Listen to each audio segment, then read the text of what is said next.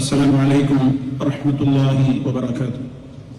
الحمد لله والصلاة والسلام على رسول الله وعلى آله وصحبه ومن والاه.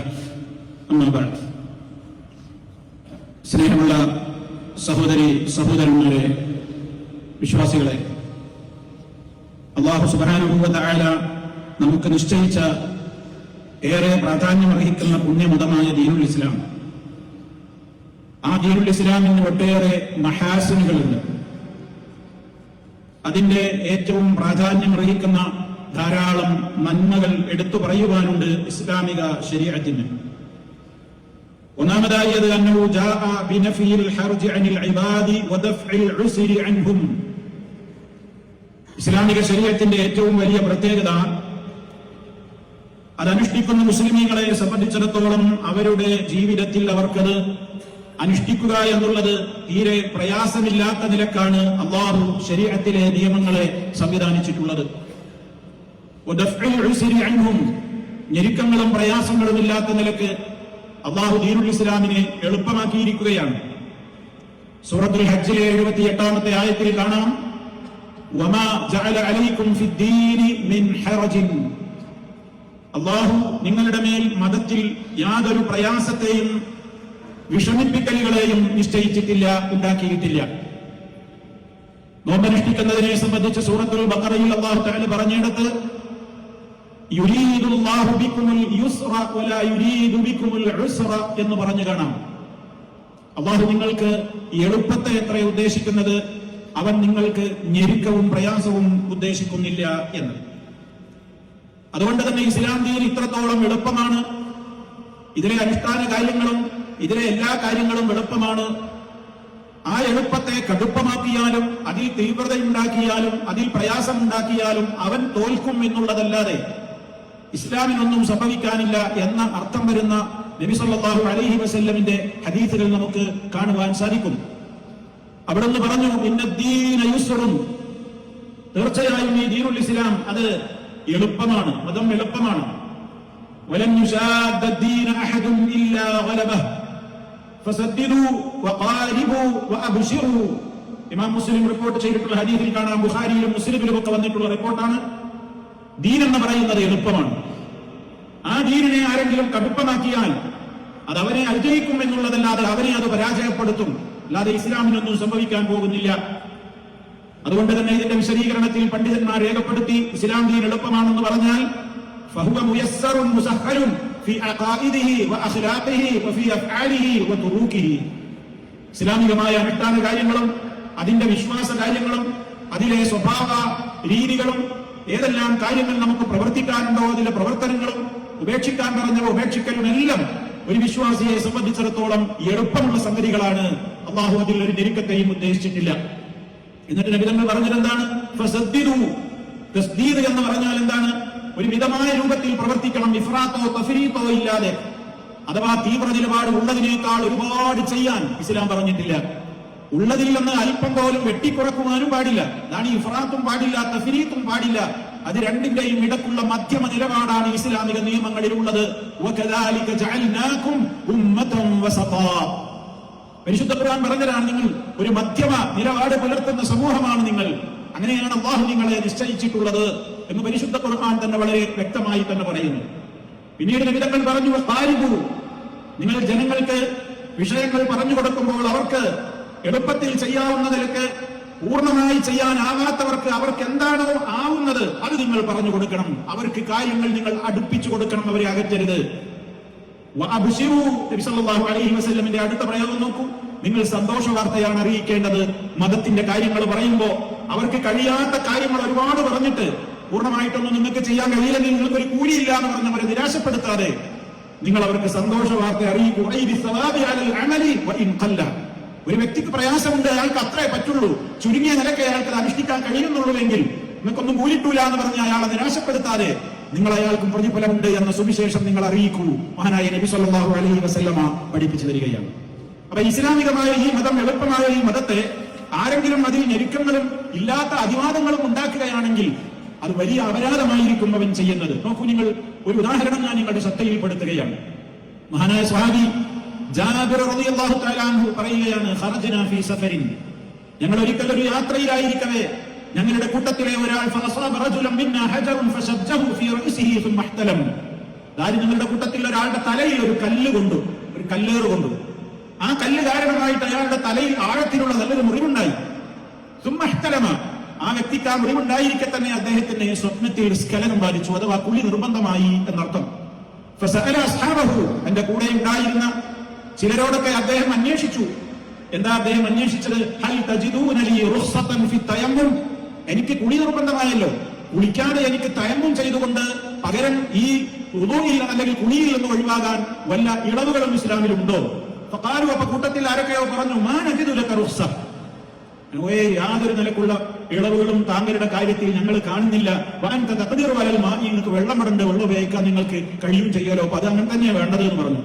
അദ്ദേഹം ഫൽതസല, അദ്ദേഹം വെള്ളം കൊണ്ട് കുളിച്ചു. ഫമാത, അദ്ദേഹം മരണപ്പെടുകയാണ് ചെയ്തത്. അപകടം പറ്റി, വെള്ളം ഉപയോഗിക്കാൻ പാടില്ല, വെള്ളം ഉപയോഗിച്ചു. ഇവരൊക്കെയോട് പറഞ്ഞു ആളുകൾ പലരും, ചിലരൊക്കെ.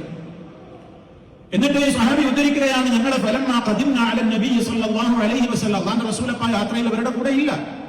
ഞങ്ങൾ പ്രവാചക തിരുമേനി സല്ലല്ലാഹു അലൈഹി വസല്ലമിന്റെ അടുക്കൽ മടങ്ങിയെത്തിയപ്പോൾ നടന്ന സംഭവങ്ങളൊക്കെ പറഞ്ഞു കൊടുത്തു. ഫഖാല, അപ്പോൾ നബി സല്ലല്ലാഹു അലൈഹി വസല്ലം ഗൗരവത്തോടുകൂടെ പറഞ്ഞു, ഖതലൂഹു, അവർ അയാളെ കൊന്നില്ലേ? വിവരക്കേട് പറഞ്ഞിട്ട്, വിവരക്കേടിന്റെ മസ്അല പഠിപ്പിച്ചു കൊടുത്തിട്ട്, വിവരമില്ലാതെ ഫത്വ കൊടുത്തിട്ട് അയാളെ അവർ കൊന്നില്ലേ? ഖതലഹുമുല്ലാഹ്, അവരെ അല്ലാഹുവും കൊല്ലട്ടെ എന്ന് പറഞ്ഞാൽ അത്ര ഗുരുതരമായ കാര്യമല്ലേ അവർ ചെയ്തത്? മതം പറയുന്ന ഇവരല്ലാതെ പറയാൻ പാടില്ല. ഭൗതിക കാര്യങ്ങൾ സംസാരിക്കും പോലെ അല്ല ദീനിന്റെ കാര്യം സംസാരിക്കുന്നത്. ദീൻ എന്ന് പറയാൻ മാ ഖാല അല്ലാഹു വമാ ഖാല റസൂലുഹു സ്വല്ലല്ലാഹു അലൈഹി വസല്ലം, അല്ലാഹുവും അല്ലാഹുവിന്റെ റസൂലും പറഞ്ഞതാണ് ദീന്. അതിൽ നമ്മളുടെ തന്നിഷ്ടപ്രകാരം പറയുമ്പോൾ അള്ളാന്റെ പേരിൽ കള്ളം പറയലാണ്, റസൂലുള്ളാഹി സ്വല്ലല്ലാഹു അലൈഹി വസല്ലമിന്റെ പേരിൽ കള്ളം പറയലാണ്. ഏറ്റവും വലിയ കള്ളമല്ലേ അത്? വലിയ അപരാധമല്ലേ അത്? പരിശുദ്ധ ഖുർആൻ വളരെ വ്യക്തമായി പറഞ്ഞതല്ലേ, നിങ്ങൾക്ക് ഹറാമാണ്. ഹറാമായ ഒരുപാട് കാര്യങ്ങൾ പറയുന്ന കൂട്ടത്തിൽ അല്ലാഹു തആല ആയത്ത് അവസാനിപ്പിക്കുന്നത്, വഅൻ തഖൂലു അലല്ലാഹി മാ ലാ തഅലമൂൻ, നിങ്ങൾ അള്ളാന്റെ പേരിൽ നിങ്ങൾക്ക് ഇവരില്ലാതെ പറയാൻ നിൽക്കരുത്, അത് പറയൽ മഹാപാപമാണ്. അതിന്റെ ഗൗരവം നബി സല്ലല്ലാഹു അലൈഹി വസല്ലം പറഞ്ഞിട്ട് അല്ലാഹുവിന്റെ റസൂൽ തുടർന്നുകൊണ്ട് പറഞ്ഞു, അല്ലാ സഅലു ഇദ് ലം യഅലമു, ഇവരില്ലെങ്കിൽ ഇവരുള്ളവരോട് ചോദിച്ചിട്ട് ഫത്വ കൊടുത്താൽ മതിയിരുന്നില്ലേ? എന്തിനാണ് ആ പാപത്തിനെ കൊണ്ടത് ചെയ്യിപ്പിച്ചത്? ഫഇന്നമാ ശിഫാഉൽ ഐനി അസ്സുആൽ, വിവരക്കേടിനുള്ള മരുന്ന് എന്താണ്? ചോദിച്ചു പഠിക്കലാണ്. ഇവരല്ലെങ്കിൽ വെറുതെ വിളിച്ചു പറയാനല്ല, ഇവരക്കേടുണ്ടെങ്കിൽ ഇവരുള്ളവരോട് ചോദിച്ചു പഠിക്കലാണ് അതിനുള്ള ഔഷധം. എന്നിട്ട് നബി സല്ലല്ലാഹു അലൈഹി വസല്ലം പറഞ്ഞു, ഇന്നമാ കാന യക്ഫീഹി അൻ യതയമ്മമ, അദ്ദേഹത്തിന് തയമ്മം ചെയ്താൽ മതിയായിരുന്നു എന്ന് പറഞ്ഞുകൊണ്ട് തയമ്മമിന്റെ മസ്അല അവിടെ നബി സല്ലല്ലാഹു അലൈഹി വസല്ലം അവിടെ പഠിപ്പിച്ചു കൊടുക്കുകയാണ്. അപ്പൊ സഹോദരങ്ങളെ, അവിടെ ഇസ്ലാമികമായിട്ട് അള്ളാഹു നിശ്ചയിച്ചു തന്നിട്ടുള്ള കാര്യങ്ങൾ അവൻ നിശ്ചയിച്ചതാണ് ദീനിൽ. നിന്ന് നിസ്കരിക്കാൻ കഴിയില്ലെങ്കിൽ ഇരിക്കാനായുള്ളത്, ഇരിക്കാൻ കഴിയില്ലെങ്കിൽ എങ്ങനെയാണോ ആ മനുഷ്യന് കഴിയുക? കടന്നുകൊണ്ട്. ശരീരം ഒട്ടാകെ അനങ്ങുന്നില്ല, അവന്റെ കൺട്രോളുകൾ മാത്രമേ അനങ്ങുന്നുള്ളൂവെങ്കിൽ അതുകൊണ്ട് ഒന്നും അനക്കാൻ സാധ്യമല്ല, കണ്ണടച്ച് കിടക്കുകയാണ്. എന്നാൽ ഓർമ്മയുണ്ടെങ്കിൽ നിസ്കാരം നിർബന്ധമാണല്ലോ. അയാൾ ആ ഓർമ്മയിൽ ഇങ്ങനെ നിസ്കാരത്തിന്റേതായ കൈഫിയത്തുകൾ, രൂപങ്ങൾ കൊണ്ടുവന്നുകൊണ്ടെങ്കിലും അയാൾ നിസ്കരിക്കട്ടെ, സമ്പൂർണ്ണ പ്രതിഫലം അദ്ദേഹത്തിന് ഉണ്ട് എന്നാണ് അല്ലാഹുവിന്റെ റസൂൽ നമുക്കത് പഠിപ്പിച്ചു തന്നില്ലേ? വുദൂഇന്റെ നിസ്കാരത്തിന്റെ മുന്നോടിയായി കൊണ്ട് നിർവഹിക്കേണ്ട വുദൂ, ഒരാൾക്ക് വെള്ളം കിട്ടിയില്ല, അല്ലെങ്കിൽ മറ്റു ബുദ്ധിമുട്ടുകളുണ്ട്, പ്രയാസങ്ങളുണ്ട്, അയാൾക്ക് തയമ്മം ചെയ്യാൻ വകുപ്പില്ലേ? കുളിയുടെ കാര്യത്തിലുമൊക്കെ അത് നമുക്ക് വിശദീകരിക്കാം നമുക്ക് ഇൻഷാ അല്ലാഹ് അതിന്റെ രൂപം. അങ്ങനെ എന്തെല്ലാം ഇളവുകളുണ്ട് ഇസ്ലാമിൽ. ആ കൂട്ടത്തിൽപ്പെട്ടതല്ലേ വുദൂഇല്. ഇപ്പോ തണുപ്പ് കാലങ്ങളൊക്കെ ആകുമ്പോൾ പല ആളുകളും യാത്രയിലും അതുപോലെ തന്നെ പല ഘട്ടങ്ങളിലുമൊക്കെ കാലിൽ കാലിൽ നിന്ന് തണുപ്പിനെ പ്രതിരോധിക്കുവാനൊക്കെ വേണ്ടി സോക്സുകൾ ധരിക്കാറുണ്ട്. അതുകൊണ്ട് തന്നെ ഇസ്ലാം പറഞ്ഞു അവർക്ക് അങ്ങനെ ഇളവുകളുണ്ട്. കാല് കഴുകണം. വാസ്തവത്തിൽ വുദൂഇലുള്ള അസീമത്ത്, നിർബന്ധമായ നിയമം എന്താണ്? കാല് കഴുകൽ നിർബന്ധമാണ്. എന്നാൽ ഒരാള് സോക്സ് ധരിച്ചിട്ടുണ്ടെങ്കിൽ, നബി സല്ലല്ലാഹു അലൈഹി വസല്ലമിന്റെ കാലഘട്ടത്തിൽ അന്ന് തോകൽ കൊണ്ടൊക്കെ നിർമ്മിച്ചിട്ടുള്ള വസ്തുക്കളാണ്. ഇന്നിപ്പോ കോട്ടം കൊണ്ടും മറ്റുള്ള വസ്തുക്കൾ കൊണ്ടൊക്കെ നിർമ്മിച്ചിട്ടുള്ള ജൗറബ് എന്ന് അറബി ഭാഷയിൽ പറയുന്ന, സോക്സ് എന്ന് നമ്മൾ പറയുന്ന, മേൽജോടി എന്നൊക്കെ നമ്മൾ മലയാളത്തിൽ പരിഭാഷപ്പെടുത്തുന്ന ആ രൂപത്തിൽ നമ്മളെല്ലാം അണിയുന്ന ആ ഒരു കാലിൽ ധരിക്കുന്ന വസ്ത്രം, അത് തടവിയാൽ മതി കാല് കഴുകുന്നതിന് പകരം. ഇത് ഇസ്ലാം നിശ്ചയിച്ചു തന്നിട്ടുള്ള ഒരു ഇളവാണ്, ഒരു റുഖ്സയാണ്. ഇസ്ലാമിൽ നിർബന്ധമായ കാര്യത്തിന് അസീമത്ത് എന്ന് പറയും ഫുഖഹാക്കൾ, കർമ്മശാസ്ത്ര പണ്ഡിതന്മാർ ഇതിൽ അസീമത്ത് എന്ന് പറയും, നിർബന്ധമായി ചെയ്യേണ്ട കാര്യത്തിന്. അതിൽ വരുന്ന ഇളവുകൾക്ക് റുഖ്സാവും പറയും. അപ്പൊ കാല് കഴുകലാണ് വാസ്തവത്തിൽ വുദൂഇനെ സംബന്ധിച്ചിടത്തോളം അസീമത്ത്. എന്നാൽ അതിനുള്ള റുഖ്സയാണെന്ത്? കാല് തടവിയാൽ മതി. അങ്ങനെ നമ്മുടെ സോക്സിന്മേൽ തടവൽ നമുക്ക് യാത്രയിൽ വലിയ ഉപകാരമാണ്. പലപ്പോഴും നമുക്ക് പലയിടങ്ങളിലും പല സ്ഥലങ്ങളിലും കാല് കഴുകാൻ സംവിധാനം ചിലപ്പോൾ ഉണ്ടാവില്ല. ഈ കാല് കഴുകാനുള്ള സംവിധാനം ചിലപ്പം കഷ്ടിച്ച് നിന്ന് ഉളവെടുക്കാൻ സംവിധാനം ഉണ്ടാകും. കാല് കഴുകണമെന്നുണ്ടെങ്കിൽ കാല് നല്ലോണം പൊക്കി വെക്കാൻ ഒരുപക്ഷെ പ്രായമുള്ളവർക്കും കാൽമുട്ട് വേദനയുള്ളവർക്കും ഒന്നും കഴിയില്ല. അത്തരത്തിലുള്ള ആളുകൾക്കൊക്കെ ഉപയോഗപ്പെടുത്താവുന്ന ഒരു റുഖ്സയാണ്, ഇളവാണ്. നമ്മുടെ സോക്സിൽ തടവുക എന്നുള്ളത്. നബി സല്ലല്ലാഹു അലൈഹി വസല്ലമിന്റെ കാലത്ത് അവിടെ നിന്ന് നമുക്ക് പഠിപ്പിച്ചു തന്നിട്ടുള്ള ഒരു ഇളവാണിത്. നബി സല്ലല്ലാഹു അലൈഹി വസല്ലം വളരെ വ്യക്തമായി തന്നെ അവിടുന്ന് തന്നെ അത് സഹാബിമാർക്ക് പഠിപ്പിച്ചു കൊടുത്തതാണ്. ഒരിക്കൽ സഹാബിയായ മുഗീറത്ത് ബിൻ ശുഅബ റളിയല്ലാഹു അൻഹു പറയുന്നുണ്ട്, കുൻതു മഅൻ നബി സല്ലല്ലാഹു അലൈഹി വസല്ലം ഫീ സഫരിൻ, ഞാനൊരിക്കൽ അല്ലാഹുവിന്റെ റസൂലിന്റെ കൂടെ ഒരു യാത്രയിലായിരിക്കവേ നബി സല്ലല്ലാഹു അലൈഹി വസല്ലം വുദൂ ചെയ്തുകൊണ്ടിരിക്കുകയാണ്. അങ്ങനെ വുദൂഇന്റെ അവസാനം എത്തിയപ്പോൾ കാൽ കഴുകാൻ വേണ്ടി നബി തങ്ങൾക്ക് നേരമായി എന്ന് മനസ്സിലായപ്പോൾ അവിടുത്തെ കാലിൽ ധരിച്ചിരുന്ന ഹുഫ, ആ സോക്സ്, ആ മേൽജോടി ഊരിയെടുക്കുവാൻ വേണ്ടി ഞാൻ കുനിഞ്ഞു. അപ്പോൾ നബി സല്ലല്ലാഹു അലൈഹി വസല്ലം എന്നോട് പറഞ്ഞു, മുആദേ ദഅഹുമാ, ഊരണ്ട, അതവിടെ ഇരുന്നോട്ടെ. ഫഇന്നി അദ്ഖൽതുഹുമാ ത്വാഹിറതൈനി, ഞാൻ അത് രണ്ടും ധരിച്ചിട്ടുള്ളത് പൂർണ്ണ ശുദ്ധിയായ നിലയിലാണ്. അപ്പൊ സോക്സിന്മേൽ തടവുവാനുള്ള ഒന്നാമത്തെ നിബന്ധന അതിലൂടെ പ്രവാചകൻ പഠിപ്പിച്ചു തരികയാണ് സല്ലല്ലാഹു അലൈഹി വസല്ലം. സമ്പൂർണ്ണ വുദൂ എടുത്തുകൊണ്ടായിരിക്കണം നമ്മൾ ആണാവട്ടെ പെണ്ണാവട്ടെ സോക്സ് ധരിക്കുന്നത്. വുദൂ ഇല്ലാതെ സോക്സ് ധരിച്ചിട്ട് പിന്നെ സമയമാകുമ്പോൾ കാല് കഴുകുന്നതിന് പകരം തടവാൻ പറ്റില്ല. കാല് കഴുകിക്കൊണ്ടുള്ള സമ്പൂർണ്ണമായ വുദൂ എടുത്തതിന്റെ ശേഷമായിരിക്കണം ഇങ്ങനെ സോക്സ് ധരിക്കേണ്ടത്. പിന്നീട് എന്ത് ചെയ്യാം? പിന്നീട് നമുക്ക് വുദൂവിന്റെ ആവശ്യം വരുമ്പോൾ ഇത് ഊരി കഴുകുന്നതിന് പകരം തടവിയാൽ മതി. നബി സല്ലല്ലാഹു അലൈഹി വസല്ലം ഇസ്ലാമികമായി നമുക്കതിന് അനുവാദം തന്നു. സഹാബിയായ മുഗീറത്ത് അത് പഠിപ്പിച്ചു കൊടുത്തു. ഫമസഹ അലൈഹിമാ, അത് രണ്ടിന്മേലും നബി സല്ലല്ലാഹു അലൈഹി വസല്ലം തടവുകയുണ്ടായി. മഹാനായ ഹസൻ അൽ ബസരി റഹിമഹുല്ലാഹ് പറയുന്നുണ്ട്, ഇത് ഒന്നും രണ്ടും സഹാബിമാരിലൊന്നുമല്ല, പ്രവാചകൻ ഈ ഹുഫൈന്മേൽ തടവിയിട്ടുള്ള ചരിത്രം രേഖപ്പെടുത്തിയിട്ടുള്ളത് ഹദ്ദസനി ഹസൻ ബസരി റഹിമഹുല്ലാഹ് എന്ന് പറഞ്ഞ ആരാണ്? ധാരാളക്കണക്കിന് സഹാബിമാരെ കണ്ട താബിഈയാണ് ഹസൻ ബസരി റഹിമഹുല്ലാഹ്. അല്ലാഹുവിന്റെ റസൂലിന്റെ കാലത്ത് പ്രവാചകനിൽ വിശ്വസിച്ച് പ്രവാചകനെ കണ്ട, പ്രവാചകനോടൊപ്പം കഴിഞ്ഞ ആളുകൾക്കാണ് സഹാബികൾ എന്ന് പറയുന്നത്. ആ സഹാബികളെ കണ്ട, എന്നാൽ നബിതങ്ങളെ കണ്ടിട്ടില്ല, സഹാബത്തിനെ കണ്ട് സഹാബിമാരുടെ കൂടെ ജീവിച്ച പിൽക്കാല ആളുകൾക്കാണ് താബിഈങ്ങൾ എന്ന് പറയുന്നത്. മഹാനായ ഹസൻ അൽ ബസരി റഹിമഹുല്ലാഹ് സുപ്രസിദ്ധനായ താബിഈ പണ്ഡിതനായിരുന്നു. അദ്ദേഹം പറയാണ്, ഹദ്ദസനി, എന്നോട് ഈ വിവരം പറഞ്ഞു തന്നിട്ടുണ്ട് 70 മിൻ അസ്ഹാബി റസൂലില്ലാഹി സ്വല്ലല്ലാഹു അലൈഹി വസല്ലം, അല്ലാഹുവിന്റെ റസൂലിന്റെ 70ഓളം സഹാബിമാരെ എനിക്ക് പറഞ്ഞു തന്നിട്ടുണ്ട്. എന്ത്?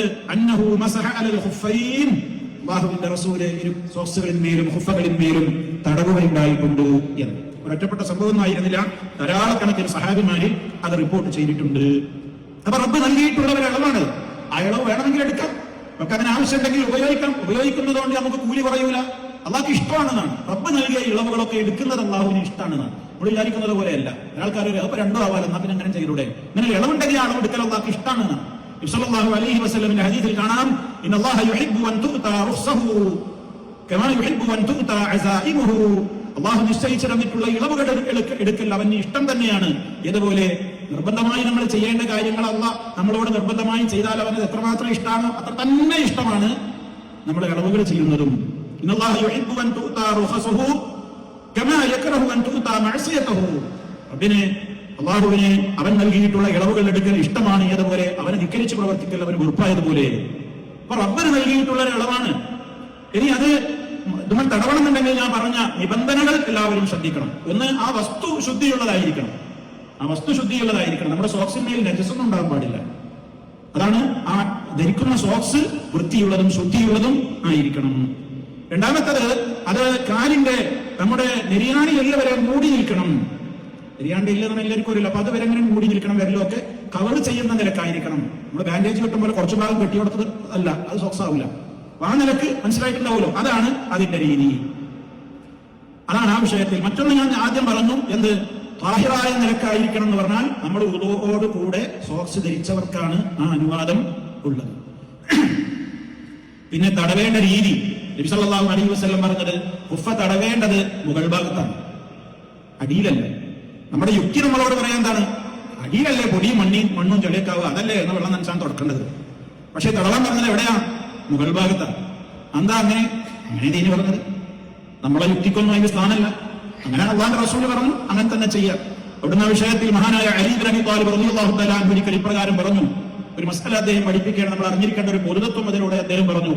ലൗ കാന ദീനു ബിർറഈ ലകാന അസ്ഫലുൽ ഖുഫി ഔലാ ബിൽ മസ്ഹി മിൻ അലാഹു വഖദ് റഅയ്തു റസൂലല്ലാഹി സ്വല്ലല്ലാഹു അലൈഹി വസല്ലം യംസഹു അലാ ളാഹിരി ഖുഫൈഹി.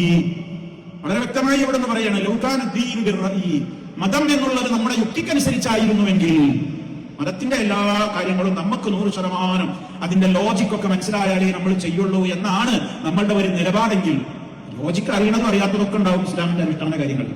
എന്താ അങ്ങനെയെന്ന് വെച്ചാൽ ചിലതിനൊക്കെ ലോജിക്ക് ഉണ്ടാവും, ചിലതിന് ലോജിക്കൊന്നും ഉണ്ടാവില്ല. മൊത്തം ഒരു ലോജിക്ക് നമ്മളാണ് പഠിച്ചു വെച്ചാൽ മതി. അതെന്താ അള്ളാഹ് പഠിപ്പിച്ചു, എന്നെ അതിന്റെ ലോജിക്ക്. അതുകൊണ്ട് തന്നെ ദീന് എന്ന് പറയുന്നത് ലോജിക്കിനനുസരിച്ചായിരുന്നുവെങ്കിൽ സോക്സിന്റെ മുകൾ ഭാഗമല്ല താഴ്ഭാഗമായിരുന്നല്ലോ തടവേണ്ടിയിരുന്നത്. എന്നാൽ അലി റളിയല്ലാഹു അൻഹു പറയുന്നു, അല്ലാഹുവിന്റെ റസൂലിനെ എനിക്ക് കാണാൻ സാധിച്ചത് അവിടുന്ന് ഇരു സോക്സുകളുടെയും മുകളിൽ തടവുന്നതായിട്ടാണ്. അപ്പൊ നമ്മൾ കയ്യിൽ വെള്ളം നനയ്ക്കുക, കാല് കഴുകുമ്പോൾ എത്ര വേണ്ടോ കയ്യിൽ വെള്ളം നനച്ച് കൊടയ നമ്മൾ തല തടവുന്നത് പോലെ വെള്ളം എടുത്ത് കൊടയ നമ്മുടെ സോക്സിന്റെ മുകൾ ഭാഗത്ത് ഇങ്ങനെ തടവുക. മറ്റേ ഇടതു ഭാഗത്തും വലതു ഭാഗത്തും ഒക്കെ 2 കാലിന്റെയും മേൽക്കൂടി ഇങ്ങനെയാണ് തടവിയാണത്. അത് കഴുകുന്നതിന് പകരമുള്ള തടവലായി. ഇത്ര സിമ്പിളാണ്, എളുപ്പമാണ് ആ വിഷയം. അതേ അവസരത്തിൽ കാല് ഇത് തടവേണ്ട കാര്യമാണ്. കഴുകുകയാണെങ്കിലോ ഫുള്ള് കഴുകണ്ടേ? കാല് കഴുകുമ്പോ പിന്നെ ഫുള്ള് കഴുകണ്ടേ, നേരെ മാത്രം കഴിയാൻ പോരല്ലോ. ഒരു ചെറിയൊരു നഖപ്പാടോളം പോലും, അല്ലെങ്കിൽ നമ്മൾ മുമ്പൊരിക്കൽ പറഞ്ഞിട്ടുണ്ട്, കാൽപാദങ്ങൾ സൂക്ഷിച്ച് കഴുകാത്തവർക്ക്, മടമ്പുകാലുകൾ സൂക്ഷിച്ച് കഴുകാത്തവർക്ക് നാശം.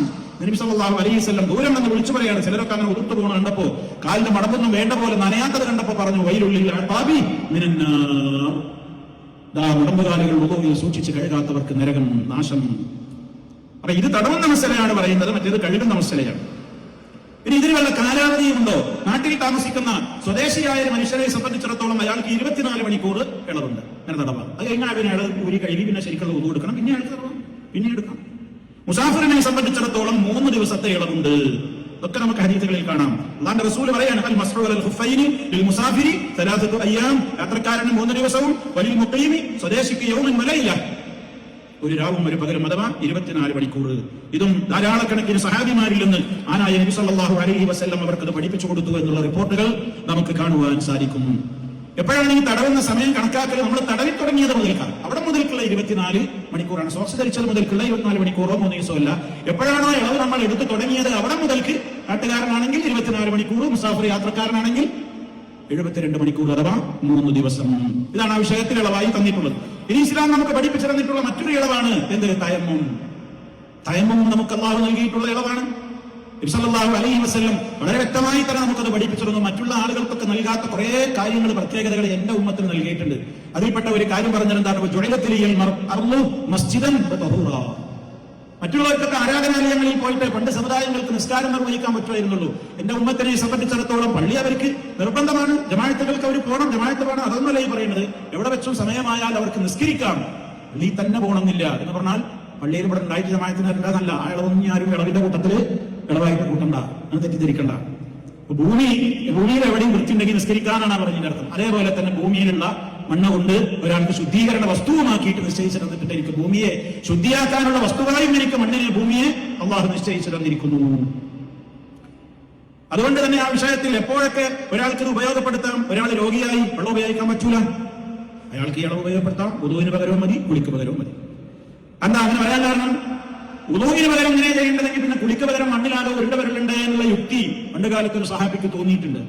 മഹാനായ അമ്മാർ റളിയല്ലാഹു തആല എന്ന് പറയുന്നുണ്ട്, അല്ലാഹുവിന്റെ റസൂൽ ഒരു കാര്യത്തിന് വേണ്ടി എന്നെ ഒരു സ്ഥലത്തേക്ക് പറഞ്ഞയച്ചു. അങ്ങനെ എനിക്ക് വലിയ ശുദ്ധി ഉണ്ടായി, വെള്ളം കിട്ടിയതുമില്ല. അങ്ങനെ മൃഗം മണ്ണിൽ പരണ്ട് ഉരുണ്ട് കളിക്കും പോലെ ഞാനുണ്ട് ഉരുണ്ട് വരണ്ടു. കുളിക്കണീന് ബദല് അങ്ങനെ ചെയ്യേണ്ടതെന്ന് വിചാരിച്ചിട്ടേ സഹാബി ഏതാണ് അങ്ങനെയാണ് ചെയ്തത്. ഞാനത് നബി സല്ലല്ലാഹു അലൈഹി വസല്ലമിനോട് പോയിട്ട് പറഞ്ഞപ്പോൾ എന്നോട് പറഞ്ഞു, അമ്മാർ എന്ത് പണിയാണ് ചെയ്തത്, നിനക്ക് ഇത്രമാത്രം മതിയായിരുന്നില്ലേ എന്ന് പറഞ്ഞു നബി സല്ലല്ലാഹു അലൈഹി വസല്ലം തയമ്മുമിന്റെ രൂപം അങ്ങോട്ട് കാണിച്ചു കൊടുത്തു. എങ്ങനെയാ തയമ്മും ചെയ്യേണ്ടത്? എങ്ങനെയാണ് നമ്മൾ തയമ്മും ചെയ്യേണ്ടത്? അല്ലാഹുവിന്റെ റസൂൽ അമ്മാർ റളിയല്ലാഹു അൻഹു പഠിപ്പിച്ചു കൊടുത്ത രീതി നോക്കൂ. സുമ്മ ളറബ ബിയദൈഹി അൽ-അർദ ളർബതൻ വാഹിദ, ഒരൊറ്റ അടി 2 കൈ കൊണ്ടും. ഇപ്പൊ മണ്ണാണ് ഉത്തമം, നമ്മൾ ആദ്യം മനസ്സിലാക്കണം. മണ്ണ് തരിയാണ് ഏറ്റവും ഉത്തമം, അല്ലെങ്കിൽ മണല്, ഇല്ലെങ്കിൽ ഭൂമിയുടെ പാറയോ അല്ലെങ്കിൽ അന്നരത്തിലുള്ള മണ്ണിന്റെ ചുമരുകളോ ഒക്കെ ആണെങ്കിൽ അതുകൊണ്ടും ആവാം. ഒക്കെ പല വ്യത്യസ്ത വീക്ഷണങ്ങളും ആ കാര്യത്തിലുണ്ട്. നമ്മൾ യാത്രയിൽ ഇപ്പൊ കുറച്ച് മണ്ണ് കയ്യിൽ കരുതുന്നതിന് വിരോധമൊന്നുമില്ല. അതേപോലെ തന്നെ ഹോസ്പിറ്റലൈസ്ഡ് ആവുന്ന സ്ഥലത്തേക്ക് എന്തെല്ലാം സംവിധാനങ്ങളായിട്ട് നമ്മൾ പോകുന്നു. കുറച്ചൊരു മണ്ണ് അതൊരു സമയമാകുമ്പോൾ ഒരു പാത്രത്തിലോ അല്ലെങ്കിൽ ഒരു തലകയിലോ അല്ലെങ്കിൽ ഒരു പേപ്പറിലോ ഒക്കെ പരത്തിയിട്ട് നമ്മൾ ബുദ്ധിമുട്ടാണ് നമ്മളൊക്കെ ബുദ്ധിമുട്ട് തന്നെ, ഒന്നും ബുദ്ധിമുട്ടൊന്നുമല്ല. 2 കൈ കൊണ്ടും എല്ലാം അടിച്ചു, 2 കൈ കൊണ്ടും ഒറ്റ അടി ആ മണ്ണിലടിക്കുന്നു. എന്നിട്ടോ അങ്ങനെ നോക്കുക, പൊടിയോ മണ്ണൊക്കെ നല്ലോണം പറ്റിയിട്ടുണ്ടോ എന്നാ. നബി സല്ലല്ലാഹു അലൈഹി വസല്ലം എന്ത് ചെയ്തു? ഒക്കെ നിങ്ങൾ അമ്മാർ റളിയല്ലാഹുവിന്റെ രൂപം കാണിച്ചു കൊടുക്കുകയാണ്. 2 കൈ കൊണ്ട് അടിച്ചിട്ട് അങ്ങനെ തടിയോ പൊടിയൊക്കെ ഉണ്ടെങ്കിൽ പോയിക്കോട്ടെ. സുമ്മ മസഹ ബിഹിമാ വജ്ഹഹു വകഫൈഹി, എന്നിട്ട് അതുകൊണ്ട് മുഖം തടവി, മുഖം ഇങ്ങനെ തടവി. പിന്നെ വകഫൈഹി, ഇരു മുൻകൈകളും തടവി, വലത്തുകൊണ്ട് ഇടത്തുമ്പരും ഇടത്തുകൊണ്ട് വലത്തുമ്പരും ഇങ്ങനെ തടവി. കഴിഞ്ഞു. അപ്പൊ മുട്ടുവരെ വേണ്ടേ? ഇല്ല. തയമ്മുമിൽ രണ്ടടി വേണ്ടേ? വേണ്ട. ഒറ്റ അടി കൊണ്ട് തന്നെ മുഖം, അതേ അടി കൊണ്ട് തന്നെ ഇരു കൈപ്പടങ്ങളും എന്ത് ചെയ്തു? നബി സല്ലല്ലാഹു അലൈഹി വസല്ലം തടവി. ഈ നിയമം പിന്നീട് ദുർബലപ്പെട്ടിട്ടുണ്ട്, പിന്നെ കൈമുട്ട് വരെ ആയിട്ടുണ്ട്. രണ്ടടി അടിക്കണം എന്നൊക്കെ പിന്നീട് നബി സല്ലല്ലാഹു അലൈഹി വസല്ലം പഠിപ്പിച്ചു തന്നിട്ടുണ്ട് എന്നൊക്കെയുള്ള ചില അഭിപ്രായങ്ങളൊക്കെ പലരും പറയാറുണ്ടെങ്കിലും ഇതേ കാര്യത്തിന് സാക്ഷിയായ മഹാനായ അമ്മാർ റളിയല്ലാഹു അൻഹു റസൂൽ സല്ലല്ലാഹു അലൈഹി വസല്ലമിന്റെ വഫാത്തിന്റെ ശേഷവും ഈ വിഷയത്തിൽ ഫത്വ കൊടുത്തപ്പോൾ ഇങ്ങനെ തന്നെ പറഞ്ഞു. അതുകൊണ്ട് അത്ര മാത്രം മതിയാകും. ഒരു തയമ്മം കൊണ്ട് എത്ര നമസ്കരിക്കാം? ചിലരൊക്കെ പഠിച്ചു വെച്ചു, ഒരു തയമ്മം കൊണ്ട് ഒരു ഫർദ് മാത്രമേ നമസ്കരിക്കാവൂ.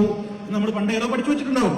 അതൊക്കെ ചില കർമ്മശാസ്ത്ര പണ്ഡിതന്മാരുടെ വീക്ഷണങ്ങൾ മാത്രമാണ്. ഇസ്ലാമികമായി ഉദൂഇന്റെ അതേ സ്ഥാനം തന്നെയാണ് തയമ്മമിനുള്ളത്. ഉദു മുറിയോളം എന്നൊക്കെ ഉഹറിനെടുത്ത ഉദുകൊണ്ട് അസർ നമസ്കരിച്ചൂടെ? അസറിന്റെ ഉദു മുറിഞ്ഞിട്ടില്ലേ മഗ്രിബ് നമസ്കരിച്ചൂടെ? അതേപോലെ തന്നെ തയമ്മം ചെയ്ത് അത് അതിലായിട്ടില്ലെങ്കിൽ നിങ്ങൾക്ക് അസർ നമസ്കരിക്കാം, ഇശ നമസ്കരിക്കാം, ഒക്കെ നമസ്കരിക്കാം.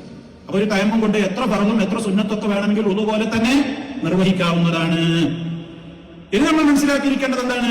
തയമ്മം ചെയ്ത് ഒരാൾ നിസ്കാരം നിർവഹിക്കും. ഒരു തയമ്മം ചെയ്തതിന്റെ ശേഷം ഒരാൾ നിസ്കരിക്കുന്നതിന്റെ മുമ്പ് വെള്ളമില്ലായിട്ട് ഒരാൾ തയമ്മം ചെയ്തു, പിന്നെ നിസ്കരിക്കുന്നതിന് മുമ്പ് വെള്ളം കണ്ടു, അപ്പൊ അയാൾ തയമ്മം പാത്തിലാവും. നിസ്കരിക്കുന്നതിന് മുമ്പ് കണ്ടു, നിസ്കാരത്തിന്റെ ഇടക്ക് കണ്ടു, 4 പാത്തിലാവും. അയാൾ നിർവായിട്ട് വേഗം കൊടുത്ത് വെള്ളം കിട്ടിയാലോ അതുകൊണ്ട് നിസ്കരിക്കാൻ വേണ്ടത്. അതേ അവസരത്തിൽ ഒരാൾ തയമ്മം ചെയ്ത് നിസ്കരിച്ച ശേഷം പിന്നെ വെള്ളം കിട്ടിയാലോ മടക്കി നിസ്കരിക്കേണ്ടതുണ്ടോ? വേണ്ടതില്ല. കാരണം ശേഷമാണ് കാണുന്നതെങ്കിൽ അവൻ മടക്കി നമസ്കരിക്കേണ്ടതില്ല.